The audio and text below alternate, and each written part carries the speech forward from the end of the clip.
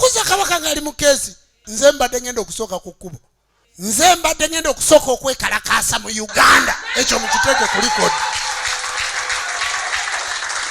mbadde nina obweraliikirivu nga nti nze Jjumba ndi Ssaabakabona w'enzikiza obuwangwa n'ennono naye kebazza omutanda nga njole nze nsooka ku kkubo nabagamba nti Ssaabasajja Kabaka bw'aba taliimu n'enkoko enseera bwe ziba zibiika amagi gaba masumba n'ebiswa bifuluka n'osanga ng'enkuyege ng'ebiswa bifu era wabeerawo obubonero bungi obulaga nti ensi tekyalina bukulembeze. Ssaabasajja Kabaka yakulembera ebinyonyi, yakulembera ebyewalula, yakulembera ebiwuka, yakulembera ebisolo. Ssaabasajja Kabaka yakulembera endyo mmeka?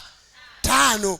Kubanga olulyo lw'ebimera titulina abeddira empindi, tulina olulyo lw'ebiwuka situlina abeddira enseenene, tulina olulyo lw'ebyewalula titulina abeddira emmamba, tulina olulyo lw'ebisolo nga nze eddira enkima abeddira enjovu. Si yewaawo ze ndyo mmeka?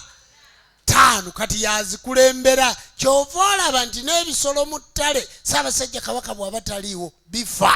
Bassebo ne bannyabo timuddamu kuzannyira ku mpologoma.